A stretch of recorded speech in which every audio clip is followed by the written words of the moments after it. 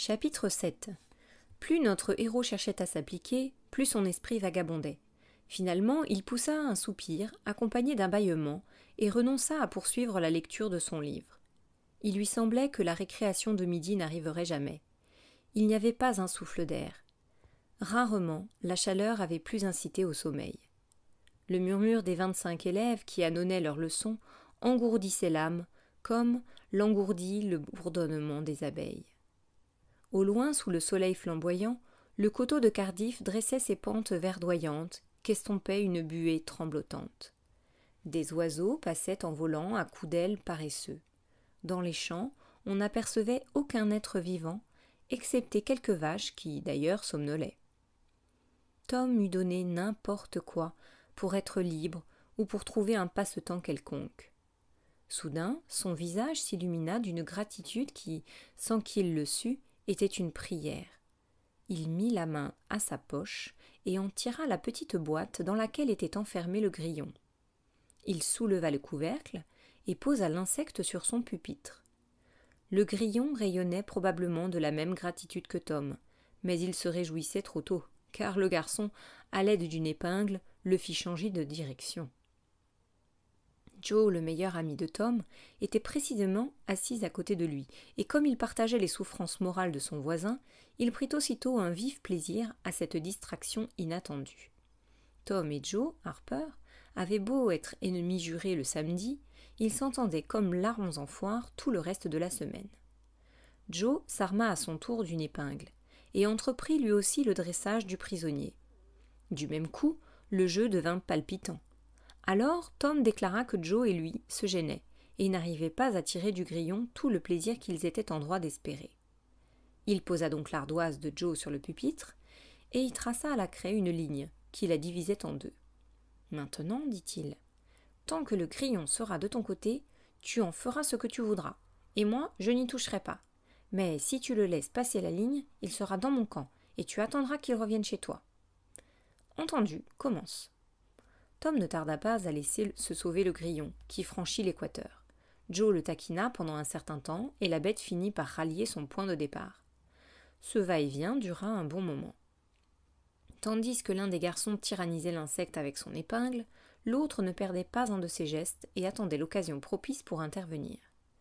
Penchés sur l'ardoise, tête contre tête, ils étaient si absorbés par leur jeu que le monde extérieur paraissait aboli pour eux. Petit à petit, la chance sourit à Joe, et la victoire s'installa à demeure dans son camp.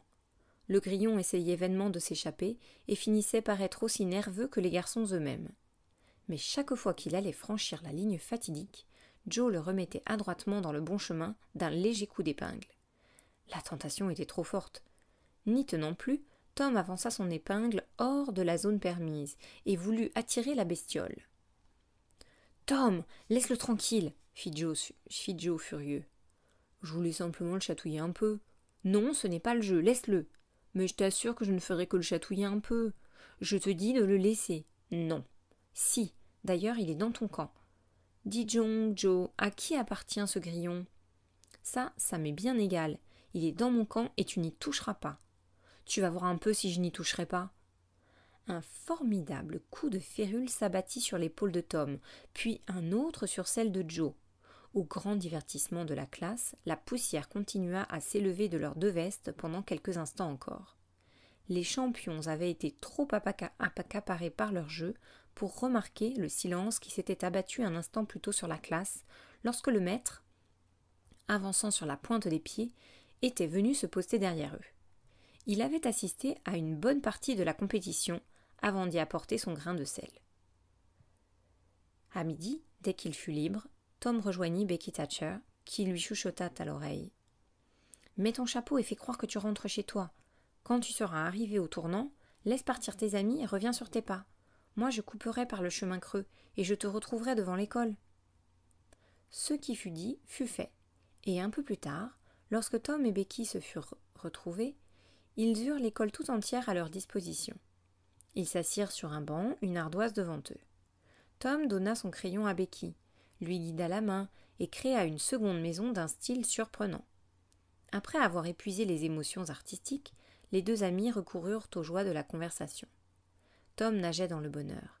« Aimes-tu les rats » demanda-t-il à Becky. « Non, je les ai en horreur. »« Moi aussi, quand ils sont vivants. Mais je veux parler des rats morts, de ceux qu'on fait tourner autour de sa tête avec une ficelle. »« Non, mort ou vivant, je n'aime pas les rats. Moi, ce que j'aime, c'est le chewing-gum. »« Moi aussi. Je voudrais bien en avoir en ce moment. »« C'est vrai, moi j'en ai, je vais t'en donner, mais il faudra me le rendre. » Comme c'était agréable. Tom et Becky se mirent à mâcher alternativement le même morceau de gomme, tout en se dandinant sur leur siège pour mieux manifester leur plaisir. « Es-tu jamais allé au cirque » fit Tom. « Oui, et j'y retournerai avec papa si je suis bien sage. »« Moi j'y suis allé 3 ou 4 fois, des tas de fois. Au cirque ce n'est pas comme à l'église, il y a toujours quelque chose à regarder. Quand je serai grand, je deviendrai clown. »« Oh, quelle bonne idée ! Les clowns sont si beaux avec leurs costumes. »« Je pense bien, et puis ils gagnent de l'argent gros comme eux. Au moins $1 par jour, d'après ce que m'a raconté Ben Rogers. »« Dis-moi, Becky, as-tu jamais été fiancée ?»« Qu'est-ce que c'est que ça ? » ?»« Eh bien, as-tu été fiancée pour te marier ? » ?»« Non. Ça te plairait ? » ?»« Je crois que oui, ou j'en sais rien. Comment fait-on ? » ?»« Il suffit de dire à un garçon qu'on ne se mariera jamais, jamais qu'avec lui. Alors on s'embrasse et c'est tout. C'est à la portée de tout le monde. »« S'embrasser ? Pourquoi s'embrasser ? » ?»« Parce que, tu sais, c'est pour... Tout le monde fait ça. »« Tout le monde ? » ?»« Bien sûr, tous ceux qui s'aiment. Tu te rappelles ce que j'ai écrit sur ton ardoise ? » ?»« Oui. »« Qu'est-ce que c'était ? Je ne te le dirai pas. Faut-il que ce soit moi qui te le dise ? » ?»« Oui, mais une autre fois. »« Non, maintenant. Non, pas maintenant, demain. »« Oh non, maintenant, je t'en supplie, Becky, je te le dirai tout bas. » Becky hésita. Tom prit son silence pour une acceptation. Il chuchota doucement à l'oreille de la petite fille ce qu'il voulait dire. « Et maintenant, c'est à toi de dire la même chose. » Elle hésita un peu, puis déclara. « Tourne la tête pour ne pas me voir, et je le dirai. Mais il ne faudra en parler à personne. Promis, Tom ? » ?»« Promis. Alors, Becky ?»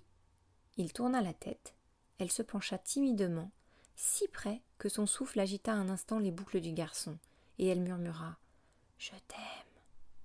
Alors la petite se leva d'un bond et galopa autour des bancs et des pupitres. Tom se lança à sa poursuite. Finalement, elle alla se réfugier dans un coin et ramena son tablier blanc sur son visage. Tom la prit par les épaules. « Maintenant, Becky, il ne manque plus que le baiser.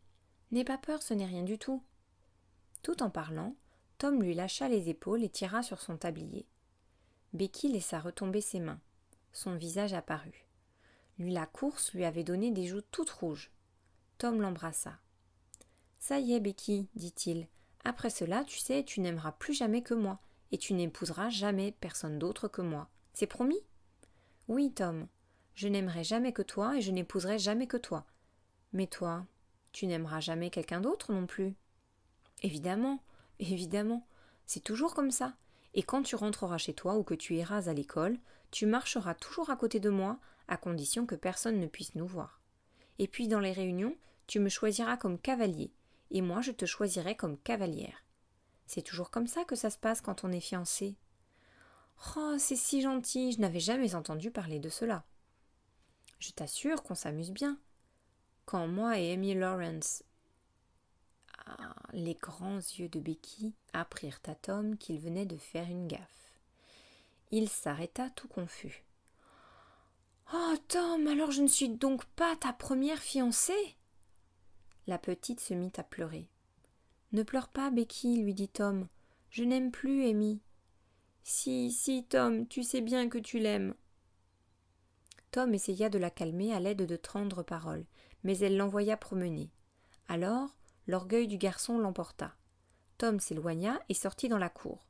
Il resta là un moment, fort mal à son aise, et regardant sans cesse vers la porte dans l'espoir que Becky viendrait à sa recherche. Comme elle n'en fit rien, notre héros commença à se demander s'il n'était pas dans son tort. Quoi qu'il lui en coûtât, il se décida enfin à retourner près de son amie. Becky était toujours dans son coin à sangloter, le visage contre le mur. Le cœur de Tom se serra. Il resta planté là un moment, ne sachant comment s'y prendre. À la fin, il dit en hésitant « Becky, je n'aime que toi. » Mais il n'obtint pas d'autre réponse que de nouveaux sanglots. « Becky !» implora Tom. « Becky, tu ne veux rien me dire ?» Il tira de sa poche son joyau le plus précieux, une boule de cuivre qui jadis ornait un chenet. Il avança le bras de façon que Becky puisse l'admirer. « Tu n'en veux pas, Becky ? Prends-la, elle est à toi. » Becky la prit, en effet, mais la jeta à terre. Alors Tom sortit de l'école et, bien décidé à ne plus retourner en classe ce jour-là, il se dirigea vers les coteaux lointains. Au bout d'un certain temps, Becky s'alarma de son absence. Elle se précipita à la porte. Pas de Tom. Elle fit le tour de la cour. Pas de Tom. « Tom, Tom, reviens !» lança-t-elle à plein poumon. Elle eut beau écouter de toutes ses oreilles, aucune réponse ne lui parvint. Elle n'avait plus pour compagnon que le silence et la solitude. Alors elle s'assit sur une marche et recommença à pleurer et à se faire des reproches. Bientôt elle dut cacher sa peine devant les écoliers qui rentraient et accepter la perspective d'un long après-midi de souffrance et d'ennui, sans personne à qui pouvoir confier son chagrin. Chapitre 8. Lorsqu'il fut certain de s'être écarté des sentiers ordinairement battus par les écoliers, Tom ralentit le pas et s'abandonna à une sombre rêverie. Il atteignit un ruisseau et le franchit à 2 ou 3 reprises pour satisfaire à cette superstition enfantine selon laquelle un fugitif dépiste ses poursuivants s'il traverse un cours d'eau. Une demi-heure plus tard, il disparaissait derrière le château de Madame Douglas, situé au sommet du coteau de Cardiff. Et là-bas, dans la vallée, l'école s'estompait au point de n'être plus reconnaissable. Tom pénétra à l'intérieur d'un bois touffu et, malgré l'absence de chemin, en gagna facilement le centre. Il s'assit sur la mousse au pied d'un gros chêne. Il n'y avait pas un souffle d'air. La chaleur étouffante de midi avait même imposé silence aux oiseaux. La nature entière paraissait frappée de mort. Seul un pivert faisait entendre, de temps en temps, son martèlement monotone. L'atmosphère du lieu était en harmonie avec les pensées de Tom. De plus en plus mélancolique, le garçon appuya ses 2 coudes sur ses genoux et, le menton entre les mains, se laissa emporter par ses méditations. L'existence ne lui disait plus rien, et il enviait Jimmy Hodge, qui l'avait quitté depuis peu. Comme cela avait dû être reposant de mourir et de rêver pour l'éternité à l'abri des arbres du cimetière, caressé par le vent, sous l'herbe et les fleurettes. Sommeiller ainsi, ne plus jamais avoir de soucis. Si seulement il avait pu laisser derrière lui le souvenir d'un bon élève, il serait parti sans regret. Et cette fille, que lui avait-il donc fait ? Rien. Il avait eu les meilleures intentions du monde, et elle l'avait traité comme un chien. Elle le regretterait un jour, peut-être lorsqu'il serait trop tard. Ah, si seulement il pouvait mourir, ne fût-ce que pour quelque temps. Cependant, les cœurs juvéniles se refusent à supporter trop longtemps le poids du chagrin. Peu à peu, Tom revint à la vie, et à des préoccupations plus terre-à-terre. Que se passerait-il s'il disparaissait mystérieusement ? Que se passerait-il s'il traversait l'océan et gagnait des terres inconnues pour ne plus jamais revenir ? Qu'en penserait Becky ? Il se souvint alors d'avoir manifesté le désir d'être clown. Pouah, quelle horreur ! La vie frivole, les plaisanteries, les costumes pailletés. Quelle injure pour un esprit qui se mouvait avec tant d'aisance dans l'auguste domaine de l'imagination romanesque. Non, il serait soldat, et reviendrait au pays tout couvert de décorations, de cicatrices et de gloire. Non, mieux que cela, il irait rejoindre les Indiens. Il chasserait le bison avec eux, il ferait la guerre dans les montagnes, il parcourrait les plaines désertes du Far West. Plus tard, il deviendrait un grand chef tout couvert de plumes et de tatouages hideux. Un jour d'été, alors que tous les élèves somnoleraient, il ferait son entrée, en pleine classe du dimanche, et pousserait un cri de guerre qui glacerait tous les assistants d'épouvante et remplirait d'une folle jalousie les yeux de ses camarades. Mais non, il y avait encore bien mieux. Il serait pirate. C'est cela, pirate. Maintenant, son avenir lui apparaissait tout tracé, tout auréolé de hauts faits. Son nom serait connu dans le monde entier et inspirerait aux gens une sainte terreur. Son navire, l'esprit des tempêtes, labourerait les mers d'une étrave glorieuse. tandis que son pavillon noir, cloué à la corne du mât, claquerait fièrement au vent. Alors, à l'apogée de sa gloire, il reviendrait brusquement respirer l'air du pays natal. Il entrerait à l'église de sa démarche hardie, le visage basané, tanné par le souffle du large. Il porterait un costume de velours noir, de hautes bottes à revers, une ceinture cramoisie à laquelle seraient passés de longs pistolets. Son coutelas, rouillé à force de crime, lui battrait la hanche. Une plume ornerait son chapeau de feutre, et déjà il entendait avec délice la foule murmurer à voix basse. « C'est Tom Sawyer, le pirate noir de la mer des Antilles !» Oui, c'était décidé. Sa carrière était toute tracée. Il quitterait la maison de sa tante le lendemain matin. Il fallait donc commencer tout de suite ses préparatifs. Il fallait réunir toutes ses ressources. Tom tira de sa poche le couteau offert par Mary et se mit à creuser la terre. Il exhuma bientôt un joli petit coffret de bois et, avant de l'ouvrir, murmura solennellement l'incantation suivante. « Qu'est-ce qui n'est pas venu, vienne. Qu'est-ce qui n'est pas parti, reste. » Alors, Tom souleva le couvercle. La boîte contenait une seule bille. La surprise de Tom était à son comble. Il se gratta la tête et dit « Ça dépasse tout !» Furieux, il prit la bille, la lança au loin et se plongea dans de sombres réflexions. Il y avait de quoi, pour la première fois, une formule magique, jugée infaillible par ses camarades et par lui-même, manquait de produire son effet. Pourtant, lorsqu'on enfouissait une bille dans le sol, après avoir eu soin de prononcer les incantations nécessaires, on était sûr, 15 jours plus tard, de retrouver à côté de cette bille toutes celles que l'on avait perdues au jeu ou en d'autres occasions.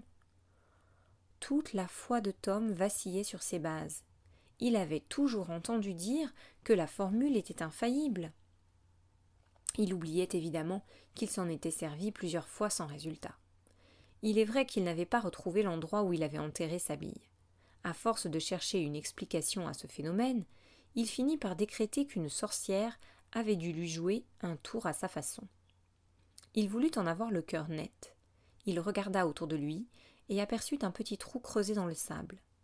Il s'agenouilla, approcha la bouche de l'orifice et dit tout haut « Scarabée, scarabée, dis-moi ce que je veux savoir. Scarabée, scarabée, dis-moi ce que je veux savoir. » Le sable remua. Un scarabée tout noir montra le bout de son nez et, pris de peur, disparut aussitôt au fond de son trou. « Il ne m'a rien dit. C'est donc bien une sorcière qui m'a joué ce tour-là. J'en étais sûre. » Sachant qu'il était inutile de lutter contre les sorcières, Tom renonça à retrouver les billes perdues.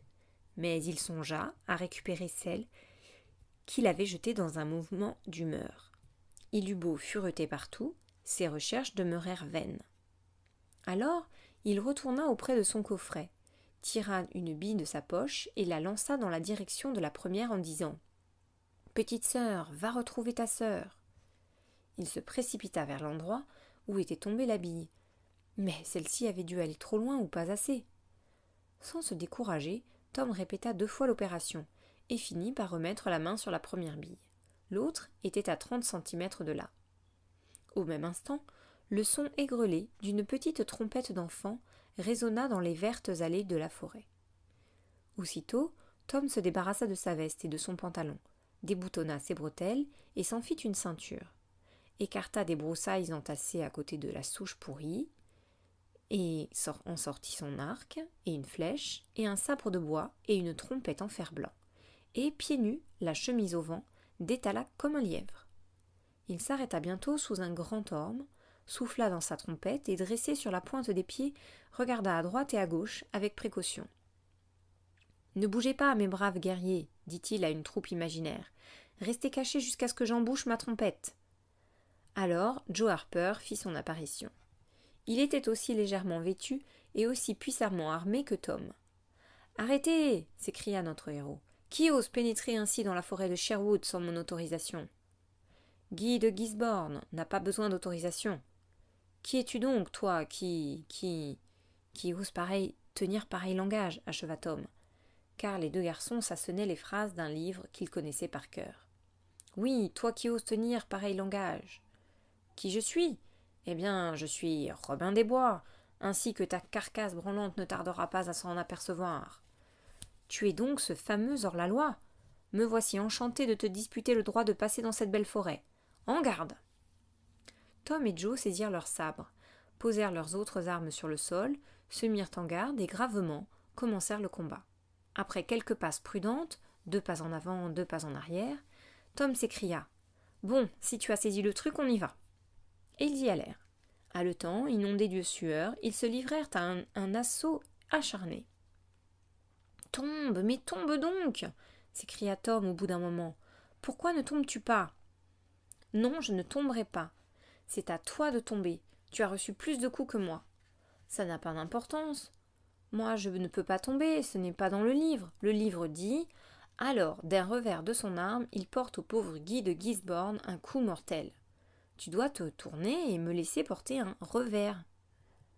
Forcé de s'incliner devant l'autorité du livre, Joe se tourna, reçut la botte de son ami et tomba par terre. Maintenant, déclara Joe en se relevant, laisse-moi te tuer, comme ça on sera quitte.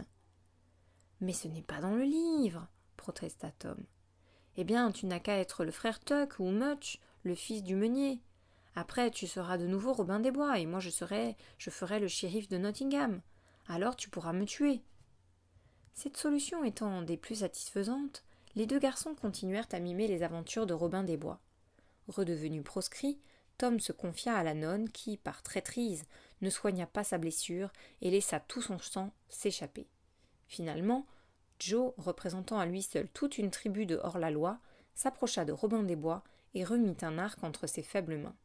Alors Tom murmura.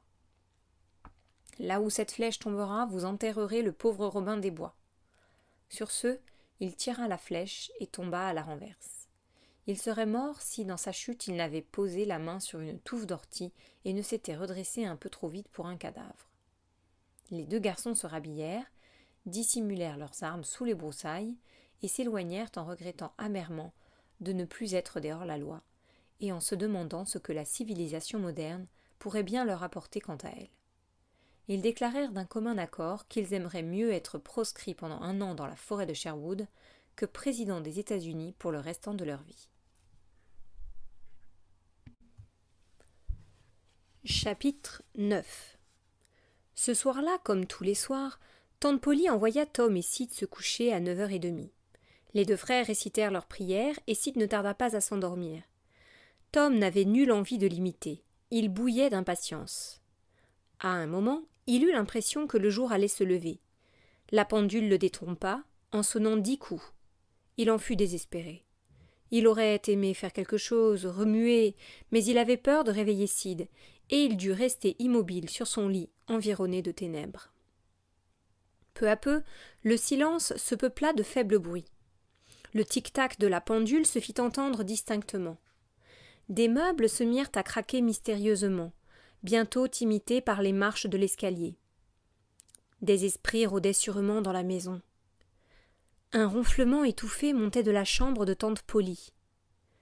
Un grillon commença à grincer sans qu'il fût possible de dire où il se trouvait. Ça devenait agaçant à la fin. Une bête qu'on appelle horloge de la mort gratta le mur tout près du lit de Tom, qui ne put réprimer un frisson d'angoisse. Car cela signifie que vos jours sont comptés. Au loin, un chien aboya. Un autre lui répondit faiblement de plus loin encore. Tom était dans les transes. Néanmoins, le sommeil le gagna et il s'assoupit. La pendule sonna 11h sans le réveiller. Un miaulement mélancolique vint d'abord se mêler à son rêve. Puis une fenêtre qui s'ouvrait troubla son sommeil. Enfin, une voix cria « Fiche-moi le camp, sale chat !» Et une bouteille s'écrasa sur le bûcher de sa tante. Cette fois, il avait les yeux bien ouverts. 1 minute plus tard, habillé de pied en cap, il enjambait l'appui de la fenêtre et se glissait sur le toit d'un appentis. Il miaula avec précaution à 2 ou 3 reprises et sauta sur le sol.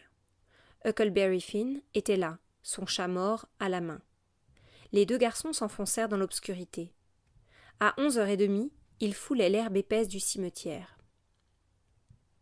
C'était un vieux cimetière, comme on en rencontre tant en Europe. Il était accroché au flanc d'un coteau, à environ 2 kilomètres du village.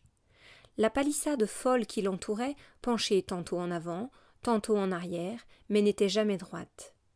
Les mauvaises herbes y régnaient en maîtresses incontestées. Les sépultures anciennes étaient toutes effondrées.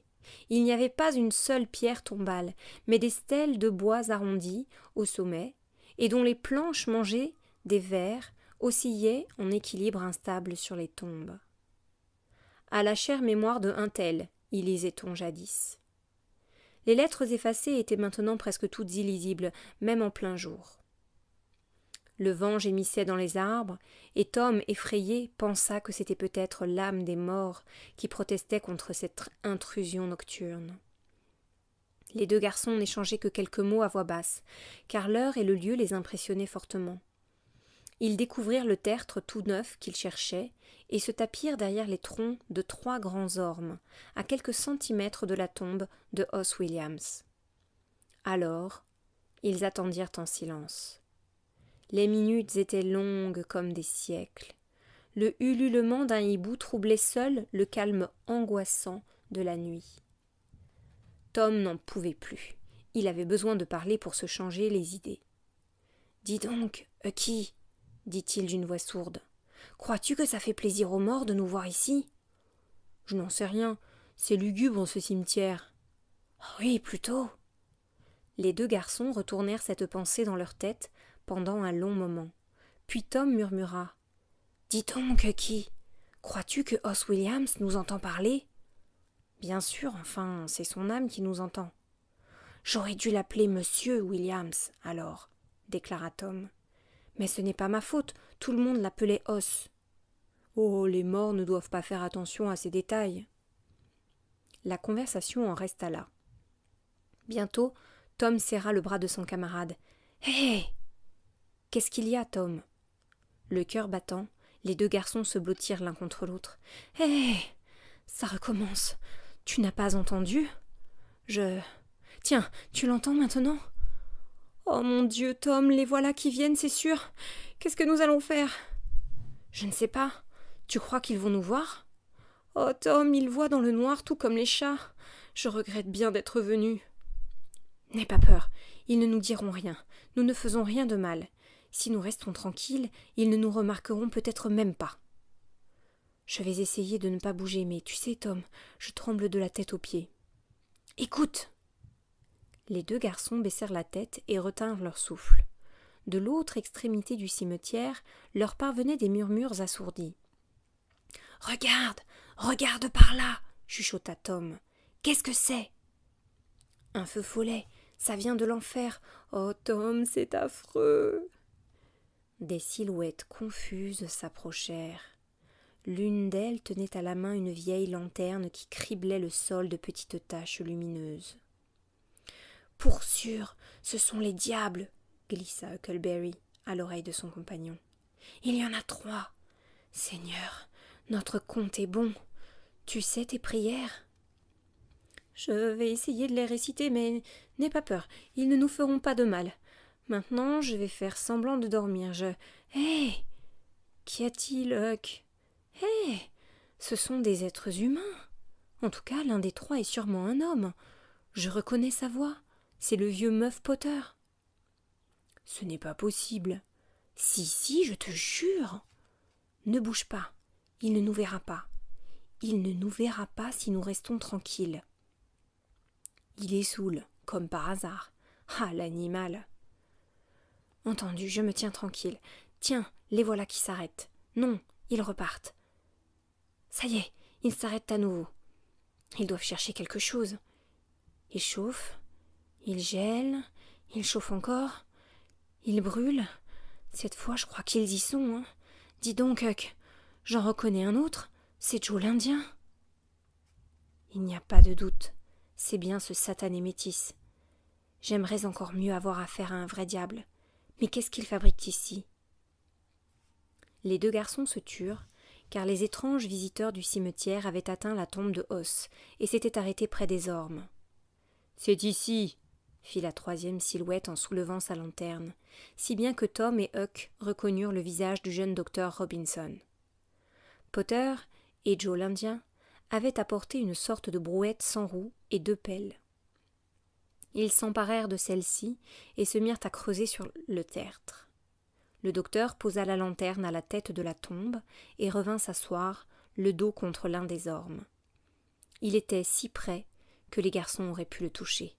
« Pressez-vous » ordonna le docteur à voix basse. « La lune peut se montrer d'un moment à l'autre. » Ils grognèrent une vague réponse, puis se remirent à leur long travail monotone. On n'entendait plus que le raclement des pelles qui déversaient leur charge de glaise et de gravier. Finalement, l'une des bêches heurta le cercueil avec un bruit sourd. Quelques minutes plus tard, les 2 hommes le hissaient à la surface. Ils forcèrent le couvercle avec leurs pelles, sortirent le corps et le laissèrent tomber lourdement sur le sol. Le visage blafard du mort sortit de son linceul sous le regard de la lune qui venait de se débarrasser d'un nuage. Potter chargea le cadavre sur la brouette, le recouvrit d'une couverture, le ficela et coupa un bout de corde qui pendait à l'aide de son couteau à cran d'arrêt. « Allons, ça y est, déclara-t-il. Seulement, vous allez nous refiler un autre billet de $5. Sans ça, votre cadavre reste en panne. » « C'est comme ça, » renchérit Joe l'Indien. « Mais dis donc, qu'est-ce que ça signifie » interrogea le docteur, à qui ce discours s'adressait. « Vous m'aviez demandé de payer d'avance, et je l'ai fait. Je ne vous dois plus rien. »« Vous ne me devez plus rien » reprit Joe en s'approchant du docteur. « Ça se peut. Mais il y a des choses qu'on n'oublie pas. Il y a 5 ans, vous m'avez chassé de la cuisine de votre père parce que j'étais venu demander un bout de pain. Et, quand j'ai juré que je me vengerais, votre père m'a fait arrêter pour vagabondage. Vous croyez que j'ai oublié, hein? Ce n'est pas pour rien que j'ai du sang indien dans les veines. Maintenant, je vous tiens, et vous allez me payer ça. » Il brandissait son poing sous le nez du docteur. Celui-ci recula et, d'un crochet magistral, envoya le métis rouler sur le sol. Potter, lâchant son couteau, s'écria « Hé, dites, ne touchez pas à mon copain !» Il s'avança et saisit le docteur à bras-le-corps. Les 2 hommes basculèrent et engagèrent une lutte farouche. Les yeux brillants, Joe l'Indien se releva, s'empara du couteau de Potter et, tel un chat aux aguets, se mit à tourner autour des combattants, attendant le moment favorable pour frapper son ennemi. Le docteur ne tarda pas à avoir le dessus. Il se dégagea, empoigna la lourde stèle de bois de Williams et s'en servit pour assommer Potter, qui s'abattit sur le sol. Joe profita de l'occasion et planta son couteau dans la poitrine du jeune homme. Le docteur tomba en avant et inonda Potter de son sang. À ce moment, un gros nuage masqua la lune et l'obscurité enveloppa cet atroce spectacle, tandis que les 2 garçons épouvantés s'enfuyaient à toutes jambes. Lorsque la lune réapparut, Joe l'Indien contemplait les 2 corps allongés devant lui. Le docteur bredouilla quelques mots, poussa un profond soupir et se tut. « Notre compte est réglé maintenant » fit le métis entre ses dents. Il se pencha sur le cadavre, vida le contenu de ses poches, mit l'arme du crime dans la main de Potter et s'assit sur le cercueil de Os Williams. 3, 4, 5 minutes passèrent. Potter s'agita et laissa échapper une sorte de grognement. Sa main se referma sur le couteau. Il en examina la lame et laissa échapper son arme avec un frisson. Alors, repoussant le corps du docteur, il se dressa sur son séant, regarda autour de lui et aperçut Joe. « Seigneur, qu'est-ce qui s'est passé, Joe » demanda-t-il. « C'est une vilaine histoire, » répondit le métis. « Pourquoi as-tu fait ça ?»« Moi ? Mais je n'ai rien fait. » »« Écoute, ce n'est pas en disant que tu es innocent que ça arrangera les choses. » Potter se mit à trembler et pâlit affreusement. « Et moi qui me croyais devenu un homme sobre, je n'aurais pas dû boire ce soir. Me voilà dans de beaux draps. Et je ne peux rien me rappeler. Dis-moi, Joe. Sois sérieux. Dis-moi, mon vieux. C'est vrai que j'ai fait le coup ? Je te jure que je n'en avais pas l'intention. Ah, c'est épouvantable. Un type si jeune, si plein d'avenir. » Tu lui as sauté dessus. Vous êtes tombés dans l'herbe et vous vous êtes battus. Il s'est dégagé le premier. Il a pris la stèle et il t'en a donné un grand coup sur le crâne. Alors, tu t'es relevé en titubant. Tu as ramassé ton couteau et tu lui as planté la lame dans la poitrine au moment où il allait te porter un nouveau coup. Maintenant, le voilà raide mort. Oh, je ne savais pas ce que je faisais. Si c'est moi qui ai fait ça, j'aimerais mieux mourir. C'est à cause du whisky et de l'excitation, tout ça. Jamais je ne m'étais servi d'une arme auparavant. Tu sais, Joe, je me suis souvent battu, mais toujours avec mes poings. Tout le monde te le dira. Oh, sois un chic type, Joe, garde cette histoire-là pour toi. Dis, mon vieux, tu n'iras raconter cela à personne, hein? On s'est toujours bien entendus, nous deux, hein? Dis, Joe, tu ne parleras pas. Le malheureux tomba à genoux devant le meurtrier impassible et joignit les mains, implorant. Non, je ne dirai rien, meuf Potter.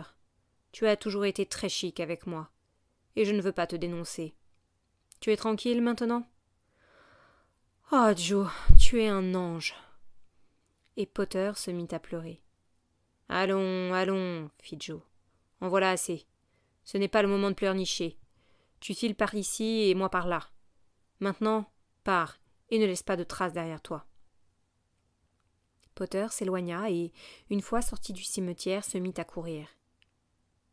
S'il est aussi ivre qu'il en a l'air, et s'il est aussi abruti par le coup qu'il a reçu, il ne pensera plus à son couteau, ou bien, s'il y pense, il n'osera jamais revenir le chercher, murmura Joe. Quelle poule mouillée! Quelques instants plus tard, le corps de la victime, le cadavre de Hoss, le cercueil grand ouvert et la tombe béante n'avaient plus pour témoin que la lune. Le calme régnait de nouveau sur le petit cimetière.